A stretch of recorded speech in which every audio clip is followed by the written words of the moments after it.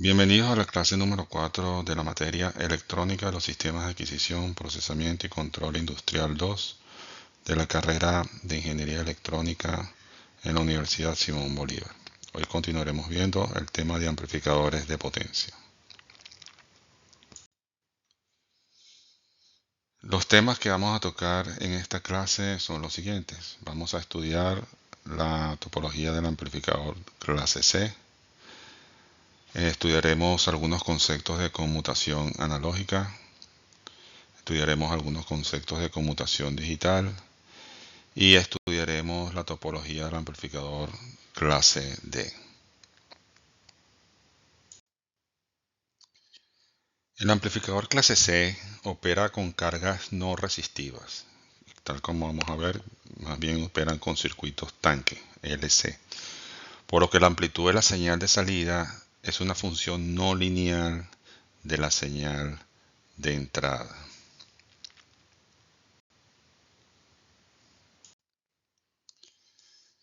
En la imagen podemos ver lo que sería un circuito amplificador clase C básico con carga resistiva solamente para ilustrar su funcionamiento, ¿no? Observamos que del lado de la entrada, conectados a la base del transistor bipolar, hay un condensador y una resistencia y una conexión a una fuente de polarización menos B sub BB. Esto se hace con la intención de que el transistor esté situado, en este caso el transistor bipolar, en la región de corte.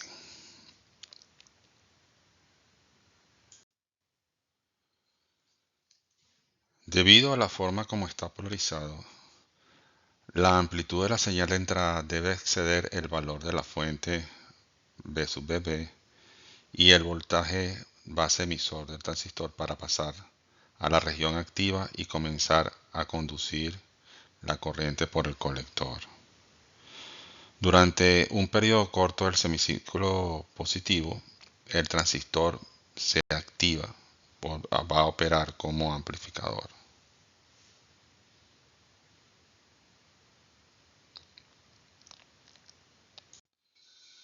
Se puede observar que el transistor entra a la región lineal desde la zona de corte y a medida que la señal de entrada crece, el voltaje VCE decrece hasta llegar a la zona de saturación.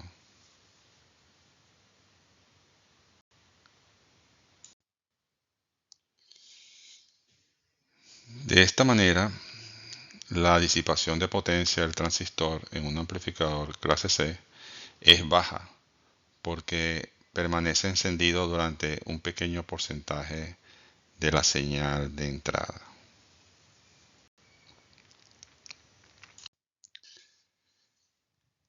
La disipación de potencia en el transistor durante el tiempo encendido se expresa como la potencia igual a la corriente de colector en saturación por el voltaje colector emisor de saturación. La disipación de potencia promedio durante este ciclo va a depender del tiempo encendido respecto al periodo. Es algo así como una relación de trabajo un concepto que ya hemos visto en materias previas. Entonces esa potencia promedio se puede expresar como el tiempo on respecto al periodo con la potencia disipada on, ¿no? La potencia que está disipando. Y sustituyendo la expresión anterior, tenemos que la potencia disipada promedio va a ser T on sobre T por la corriente de colector de saturación multiplicada por el voltaje colector emisor de saturación. Veamos el ejemplo 4.1. Se tiene un amplificador clase C al que se le aplica una señal de 200 kHz. El transistor está en estado on durante un microsegundo y está operando sobre el 100% de la recta de carga. Si la corriente de colector de saturación es 100 mA y el voltaje de colector emisor de saturación es 0.2 voltios, Determine la potencia promedio disipada en el transistor. Bueno, lo primero que hay que calcular es el periodo de la señal en función de la información provista en el problema. El periodo es igual al inverso de 200 kHz, que sería 5 microsegundos. Luego, aplicamos la fórmula de disipación de potencia, que es T-on entre T por la corriente de colector de saturación por el voltaje del colector emisor de saturación, y eso nos da 4 milivatios. Ahora vamos a ver una variante del amplificador clase C con una carga no resistiva. Es una carga inductiva que básicamente es un circuito resonante, cuya frecuencia de resonancia se puede expresar como 1 sobre 2pi por la raíz cuadrada de L por C.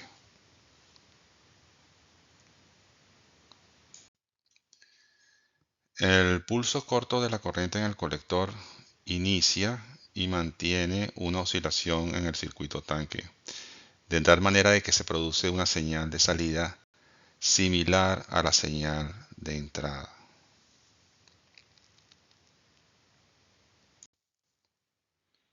El pulso de corriente carga el capacitor C1 hasta aproximadamente igual a VCC menos VC de saturación.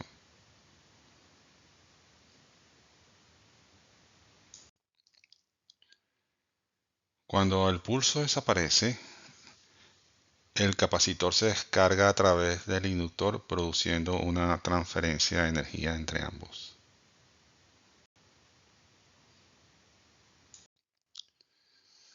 Una vez que el inductor recibe la energía del capacitor, se la devuelve en forma de corriente, volviéndola a cargar, pero en sentido opuesto. Como el inductor se opone a los cambios de corriente, se mantiene el sentido original de la misma.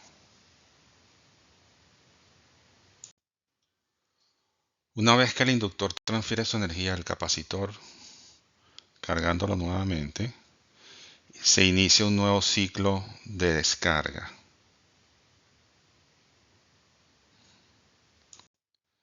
Observamos entonces que el capacitor se vuelve a descargar a través del inductor.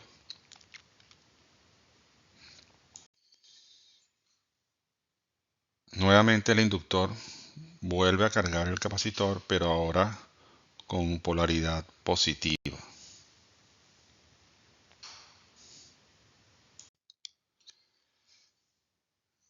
Debido a que tanto el capacitor como el inductor no son ideales, tienen componentes resistivos que hacen que en cada ciclo de carga y descarga hay una pérdida de energía que va disminuyendo la amplitud de las oscilaciones.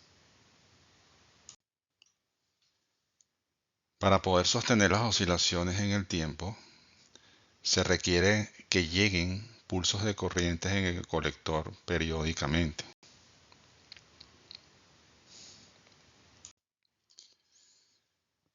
Si ajustamos los valores del circuito tanque, podemos hacer que la resonancia ocurra con el segundo armónico de la señal de entrada, lo que permite obtener una señal de salida con el doble de la frecuencia.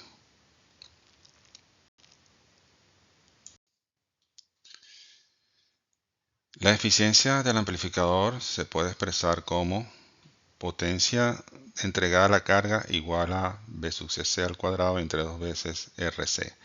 RC en este caso representa la resistencia equivalente que aportan el condensador y el inductor. Es como una resistencia parasitaria, si se quiere ver de una forma, ¿no?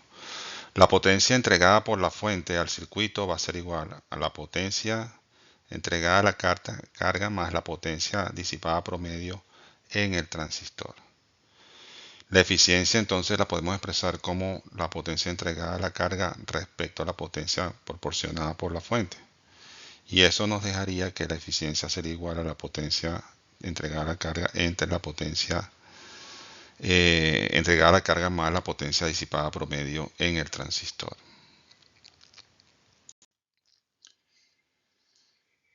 Veamos el ejemplo 4.2. Se tiene un amplificador clase C con un voltaje de polarización de 24 voltios y una resistencia equivalente RC igual a 100 ohmios. Determine la eficiencia del amplificador si se sabe que la potencia promedio disipada por el transistor es de 40 milivatios. Bien, aplicando las fórmulas vistas, si la potencia disipada promedio es 4 milivatios, la potencia de salida, aplicando la fórmula, sería un medio de BCC al cuadrado entre RC, eso nos da 2.88 vatios. Por lo tanto, la eficiencia del amplificador, que sería igual a la potencia de salida entre la potencia de entrada, sería 0.999, o sea, 99.9%.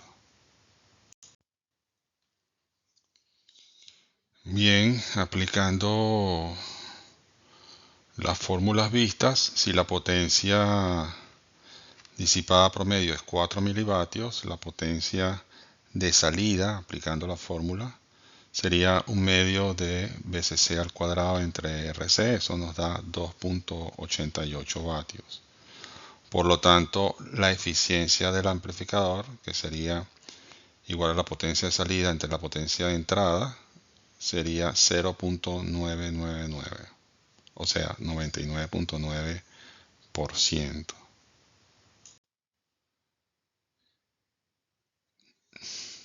En lugar de utilizar una fuente B sub BB de polarización en la base, se puede utilizar un circuito de sujeción de polarización, un clamper, que permita extraer energía de la señal de entrada y así polarizar el transistor adecuadamente. Se observa que en el semiciclo positivo de la señal de entrada, el capacitor C1 se va cargando hasta que la juntura base emisor se polariza, haciendo que el transistor se active. Cuando la señal de entrada comienza a decrecer, el circuito tiene una constante de tiempo lo suficientemente lenta para que el capacitor C1 retenga un valor cercano a B de pico de la señal de entrada menos 0.7 voltios de la juntura base emisor.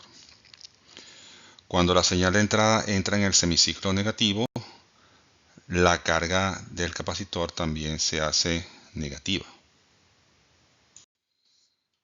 Analizando el comportamiento del circuito para todo el ciclo de la señal de entrada, se puede observar que en la base del transistor hay una señal equivalente a Bin desplazada hacia abajo en una cantidad equivalente a menos voltaje pico menos 0.7 voltios. Haciendo este arreglo, el transistor solo conduce durante el periodo en donde la señal en la base supera el voltaje base emisor del transistor.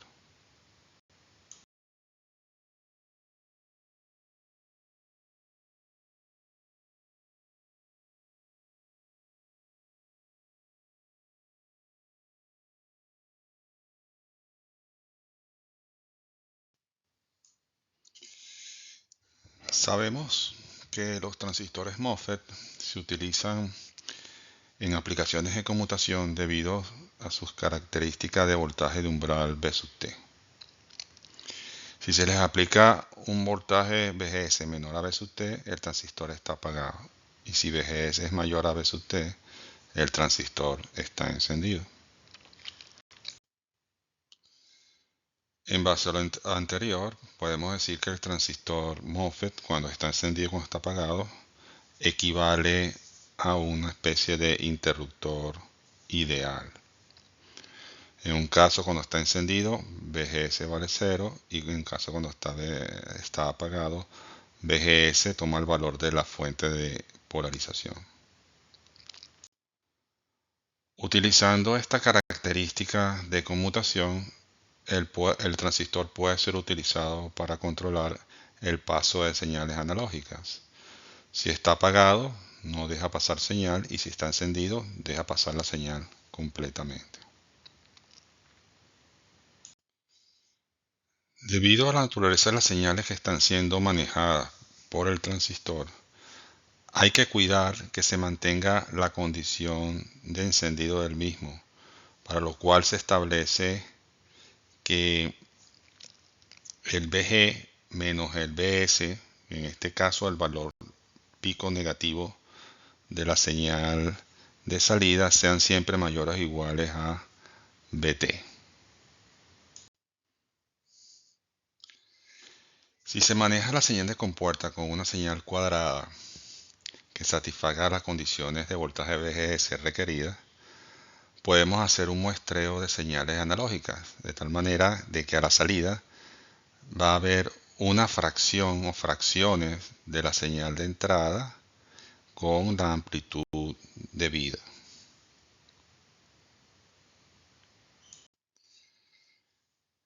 La frecuencia de muestreo del transistor MOSFET deberá satisfacer el criterio de Nyquist, es decir, que la frecuencia de muestreo mínima debe ser mayor que 2 veces la frecuencia de la señal de entrada máxima. Veamos el ejemplo 4.4. Un interruptor analógico se utiliza para muestrear una señal de audio con una frecuencia de 8 kHz. Determine la frecuencia mínima de la señal a ser aplicada en la compuerta del transistor MOSFET. La solución sería aplicar el criterio de Nyquist que acabamos de ver. Sabemos que la frecuencia de muestreo mínima tiene que ser 2 veces la frecuencia máxima de entrada. Si la frecuencia máxima de entrada es 8 kHz, la frecuencia de muestreo debe ser de 16 kHz. Aplicando el mismo principio de conmutación del transistor, se puede hacer el multiplexaje de dos señales analógicas alternando la operación de dos transistores, donde la operación en la compuerta de uno de ellos es el negado de la otra. De tal manera que la salida final, si las combinamos usando o las sumamos usando dos resistencias, tenemos una combinación de ambas, tanto la de arriba como la de abajo. La tecnología CMOS emplea dos transistores MOSFET, uno canal N y uno canal P, para utilizarlos como interruptores. Agregando dos transistores adicionales, se puede obtener un circuito equivalente para la realización de una compuerta tipo NAND. Procediendo de la misma forma, se puede obtener el equivalente a una compuerta NOR usando el arreglo de transistores MOSFET. Veamos el siguiente circuito. Tenemos un par de transistores CMOS y le aplicamos la señal de entrada digital mostrada. La señal de entrada tiene dos estados, estado alto y estado bajo. Como los dos transistores no están encendidos al mismo tiempo, sino que cuando uno está encendido el otro está apagado, se obtiene una señal equivalente a una compuerta NOT. O sea, la señal de entrada es como la que vimos y la señal de salida es básicamente el inverso de la señal de entrada. Basados en lo anterior, podemos estudiar el comportamiento de un amplificador clase D. La estructura general de un amplificador clase D consta de un modulador por ancho de pulso, un par de transistores MOSFET con el arreglo que acabamos de estudiar y un filtro pasabajas. Como primer paso, la señal de entrada es convertida en una señal modulada por ancho de pulso. La señal de audio se compara contra una señal triangular, produciendo una señal cuadrada cuyo período depende de la amplitud de la señal de entrada.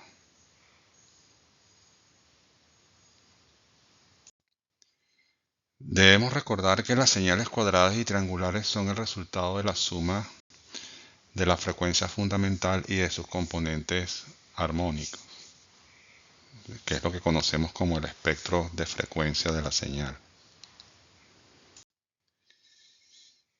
La señal producida por el modulador de ancho de pulso es enviada al arreglo de transistores MOSFET de potencia operando como interruptores.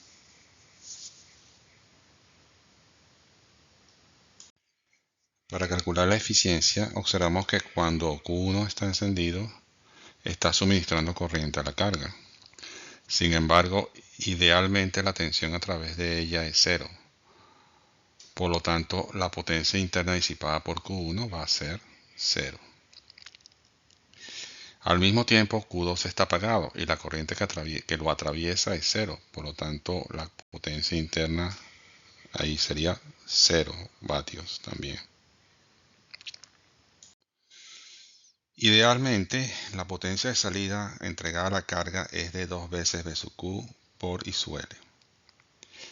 Por lo tanto, la máxima eficiencia ideal en este caso se puede expresar como potencia de salida entre potencia total, que es la potencia de salida entre la potencia de salida más lo que se disipa en el transistor, y eso viene siendo igual a 1 porque la potencia disipada en el transistor es 0 vatios. Por lo tanto, la eficiencia máxima es igual al 100%. Finalmente, la señal que sale de la etapa de potencia se filtra para eliminar los componentes armónicos de la señal triangular, dejando solo la componente de la señal de entrada.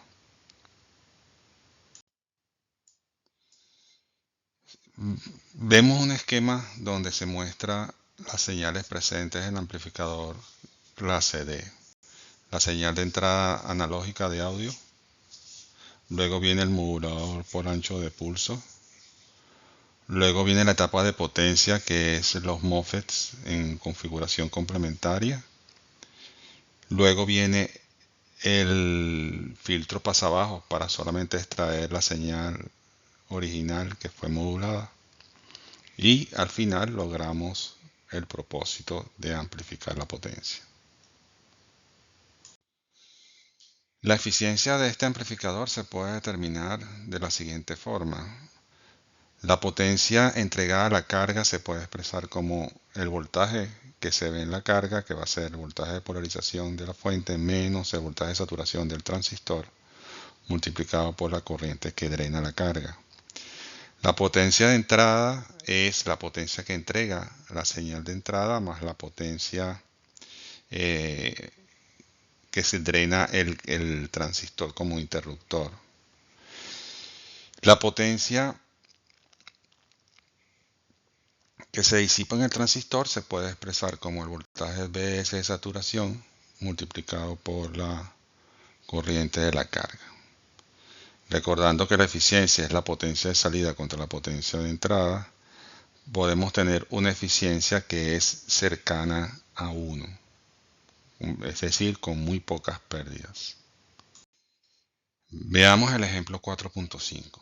Un determinado amplificador clase D disipa una potencia de 100 milivatios